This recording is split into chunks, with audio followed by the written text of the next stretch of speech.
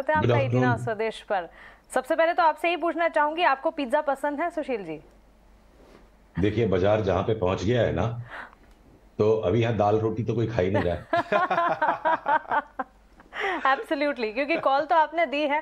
Quick service restaurant place पर आपके नजरिए के साथ शुरुआत करना चाहेंगे, क्योंकि बाजार पर आप अपनी एनालिसिस तो बताते ही हैं, लेकिन आज शुरुआत अलग तरीके से करते हैं। पहले स्टॉक स्पेसिफिक मूव्स की तरफ बढ़ जाते हैं। चलिए वैसा कर लीजिए। बाकी वैसे तो ग्लोबल मार्केट्स और निफ्टी इंडेक्स और बैंक निफ्टी करने के बाद स्पेसिफिक्स करेंगे तो चित्र ज्यादा स्पष्ट होगा, पर जैसे आपकी मर्जी। फूड एक्चुअली मानसी और हम डिस्कस कर रहे थे कि आपके रेडार में पहले ही पिज्जा जो है वो पकना शुरू हो गया था, और अब जो है उसके अंदर चीजी बर्स्ट हो रहा है, मामला डेज हाई पे है। देखिए बिल्कुल अभी भी आपको पसंद है ये? खूब धुआंधार।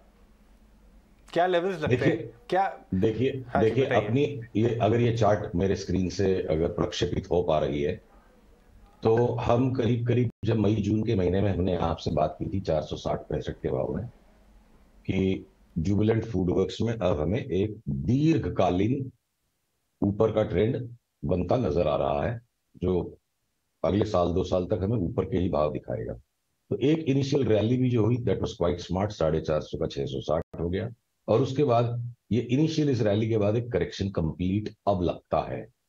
और आज की ये जो कैंडल बनी है, ये आउटराइट बुलिश कैंडल है। इसको अगर आप आवरली पे ले जाएं तो ये स्पष्ट एक ब्रेकआउट आ चुका है। तो अब अगला पड़ाव जो है 556-95, 557 पकड़ लीजिए। जहां 557 क्लियर करेगा, हम सीधा 720 की चाल की बात करने लग जाएंगे। तो फिलहाल हम्बल सौदा, और जब 557 के ऊपर जाएगा सौदा डबल कीजिए। जो आज के लिए वे भाव की इसके साथ जो एवरेज बनेगी वो आपका स्टॉप लॉस हो जाएगा। फिलहाल स्टॉप लॉस ये है, और अभी हम एक बार के लिए सिर्फ 720 तक की बात करते हैं। जो यहां हमने लॉन्ग टर्म कॉल बनाया था उसको फिलहाल ताक पे रखते हैं। यहां से 720 की जब चाल बन जाएगी, अगर बन जाती है, तब ये पूरा पैटर्न हमें बताएगा कि हम दोबारा इस लेवल पर आएंगे या थोड़ा ही करेक्शन आएगा। बट इन करंट लेवल से ज्यादा आपको दोबारा इसका रीटेस्ट मिल जाए, इतना खतरा अगर कोई नहीं लेगा तो फिर लॉन्ग टर्म इन्वेस्टमेंट करेगा कैसे? तो निफ्टी जहां पे भी हो, अभी बहुत से ऐसे स्टॉक्स हैं। इस साल के बाजार की विचित्रता है, 7,500 भाव की भी निफ्टी के बराबर के स्टॉक्स हैं, 11,000 निफ्टी वाले स्टॉक्स भी हैं, 14,000 निफ्टी वाले स्टॉक्स भी हैं। तो निफ्टी को लक्ष्मी देवी का अवतार मत मानिए, माता लक्ष्मी का अवतार पूरा शेयर बाजार है। और जो स्टॉक्स लैगार्ड रह गए, बहुत अंडर परफॉर्म में रह गए, और जहां कुछ डेवलपमेंट्स आ रहे हैं, तो अभी भी चाहे निफ्टी पे वो 15-20% करेक्शन का भय बना रहेगा, बहुत से स्टॉक्स हैं जहां सम्मानजनक पैसा बन रहा है। सुशील, आप जैसे जैसे आप बात कर रहे हैं कि जो लगाड़ रह गए हैं उन पर ध्यान रखें। हमें आपकी पुरानी बातें भी याद है, आपने स्पेशली कहा था कि ऑटो में आपको पीक आउट होने के साइन दिख रहे हैं, चाहे वो बिग स्टॉक्स लाइक मारुति हो, एमएनएम हो, टीवीएस मोटर हो। लगाड़ से आपका क्या मतलब है? क्या आप टाटा मोटर्स के चलने की बारी है? क्योंकि टाटा मोटर्स पे कल भी जब खबर आई अपने टेक शेयर्स को टेक बिजनेस को लिस्ट करने की, तब भी बहुत ज्यादा एक्साइटमेंट स्टॉक में दिखी नहीं। देखिए, लैगार्ड्स और लीडर्स भी एक प्रकार का ऑप्टिकल इल्यूजन है। जो आज लैगार्ड है वो आने वाले समय में मार्केट लीडर भी बन जाएगा, घूमती रहती है चक्री। तो हमने लगातार आपसे कहा था कि जितने भी ऑटो स्टॉक्स हैं उनको हम सबको एक एक करके बेचने के लिए तैयार है। तो कुछ भी हो जाए, हमने टाटा मोटर को शॉर्ट नहीं करना है। तो ये टाटा मोटर्स की आप चार्ट देखिए स्क्रीन पे, ये कल की रिवर्सल कैंडल बन गई, गैप अप हो गया, और अब स्टॉक इतना बढ़ने के बाद थोड़ा साइडवेज कंसोलिडेशन दे रहा है। मुझे लगता है इरिस्पेक्टिव ऑफ निफ्टी, ये टाटा मोटर्स अगर भी ये 470-80 की चाल एक बार कम से कम बने, और उसके बाद चूंकि टुकड़े टुकड़े में ही खेलना बेहतर है, इरिस्पेक्टिव ऑफ वेयर निफ्टी गोस, अगर टाटा मोटर्स 500 भी हो जाएगा तो मुझे आश्चर्य नहीं होगा। पर ऐसी परिस्थिति में भी ये तो 20% ही बढ़ेगा। तो टाटा मोटर्स से बेहतर चार्ट है टाटा मोटर्स डीवीआर की, जो मैं आपको दिखाता हूं, जिसपे हमने आपसे बीते भी कुछ सप्ताहों में शायद बात करी है, और ट्विटर पर हम अक्सर पूरी फुल एनालिसिस के साथ वीडियोस डाल देते हैं। तो जहां पर हमने टाटा मोटर्स डीवीआर में तकरीबन, रुकिए एक सेकंड में चार्ट दिखाई देता हूं आपको।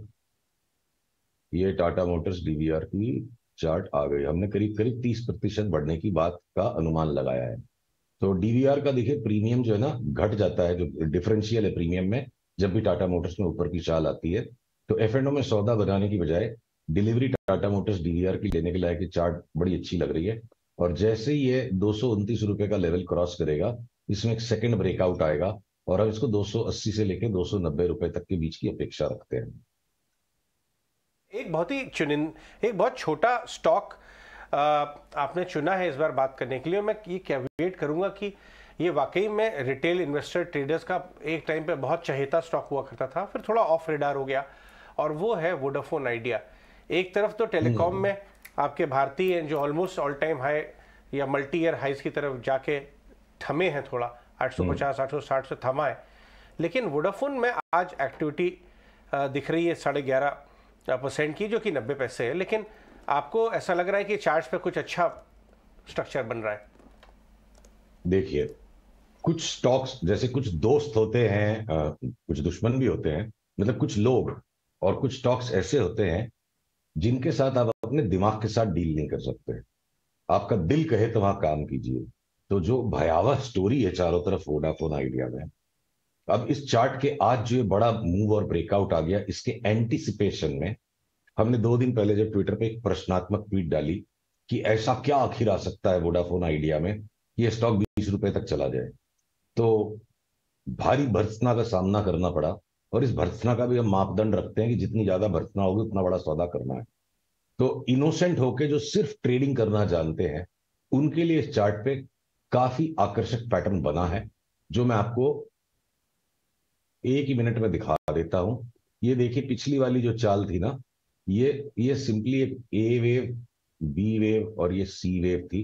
ये entire move is in A wave और अब ये करेक्शन बी वेव है। तो मैं इस बात की संभावना से अपने आप को भी नकार नहीं सकता कि क्या पता क्या क्या बन जाए, इसमें 20-21 रुपए का भी भाव हो जाएगा तो मुझे आश्चर्य नहीं होगा। पर शिष्टाचार के हेतु एक साथ 21 रुपए की आशा लगाऊंगा तो मैं फंस जाऊंगा। तो मेरा अगला पड़ाव है, आज थोड़ा सा ले लिया इस येलो लाइन के ब्रेकआउट पे, और अब जैसे ये 10.15 के ऊपर जाएगा, 10-15 के ऊपर, वहां हम सौदा डबल करेंगे और फिर देखते हैं 14 के आसपास ये क्या करता है। 14 क्लियर हो गया तो 21 का टारगेट।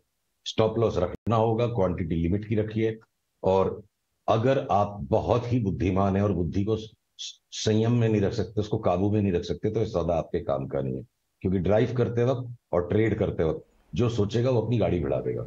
राइट। सुशील जी, जाने से पहले एक आखिरी सवाल, इन ब्रीफ आप बताइए, क्या कह रहे थे आप? बहुत सारे बिंदु मैंने आपको भेजे थे, आप 5 मिनट समय दीजिए मुझे। वो बिंदुओं को अगर आप छोड़ देंगे तो बात अधूरी रह जाएगी। नहीं, सुशील जी बताइए। तो देखिए, ग्लोबल मार्केट्स पे कल की घटना हुई कि डिस्पाइट सच ए पॉजिटिव न्यूज, मार्केट बिल्कुल बुरी तरह से लास्ट में सेल ऑफ हो गया। ग्रेवस्टोन डोजी कैंडल बन गया S&P पे, और अगर आज भी ये नीचे के भाव का बंद दे देता है, इंट्राडे में 4140 के ऊपर जाए बिना अगर ये नीचे बंद दे देता है आज, तो जो भी रैली पिछले 1.5-2 महीने हुई है S&P 500 पे, मुझे लगता है बेतहाशा वापस 500 पॉइंट मंदी का दौर शुरू हो सकता है। आज की रात का क्लोजिंग बड़ा इंपॉर्टेंट है। यूएस यील्ड्स में भी जो करेक्शन होना था पिछले 6 सप्ताहों में कंप्लीटेड है, मुझे लगता है। देखिए, मैक्सिमम फेड यही तो कह रहा है ना कि हो सकता है हम इंक्रीमेंट्स की रफ्तार को स्लो कर देंगे, पर इंक्रीमेंट्स काफी ज्यादा लंबे समय तक चलेंगे। और डॉलर इंडेक्स के अंदर में बड़ी डिसेप्टिव चार्ट पैटर्न्स बनी हुई है। स्विस फ्रैंक की चार्ट पे नजर रखिए, मुझे लगता है वो लेकर पूरे डॉलर को एक साथ बुरी तरह ऊपर उखड़ सकता है। गोल्ड सिल्वर में भी जो हमने 40-50% तक की तेजी अगले 1 साल में आपसे बात की थी, थोड़ा वक्त है उसमें, 1-2 सप्ताह का, और नीचे के स्तर पे आए तो उसे लेना चाहिए। और क्रूड में 60 से 90 की रेंज में मुझे लगता है अगले 6 महीने मार्केट रहेगा। और निफ्टी आज ऑलरेडी शॉर्ट सेल का सिग्नल दे के बंद हो रहा है। अगर मैं आपको चार्ट दिखाऊं तो अगर हम इसी स्तर के आसपास 18,720 के नीचे बंद हो जाते हैं तो हम ओवरनाइट शॉर्ट्स कैरी करेंगे। बैंक निफ्टी अटका पड़ा है ऊपर, 2 दिन इसे और समय दीजिए। जिस दिन भी ये इस पीली लकीर के नीचे आ गया, 43,700 के नीचे आते हैं, हम इसको भी शॉर्ट करेंगे। सारे बैंक्स तैयार हो चुके हैं जाने के लिए। सिर्फ कोटक बैंक अब लगता है 7-8% ऊपर बढ़े, जिसमें HDFC और एक्सिस का करेक्शन आ जाए। और स्टॉक स्पेसिफिक आज भी ये बाजार रहेगा। निफ्टी के साथ सारे स्टॉक्स को कंफ्यूज मत कीजिए। बहुत बहुत शुक्रिया सुशील जी आज हमसे बात करने के लिए। सुशील केडिया अपने स्टॉक और मार्केट पे व्यू दे रहे थे। सुदीप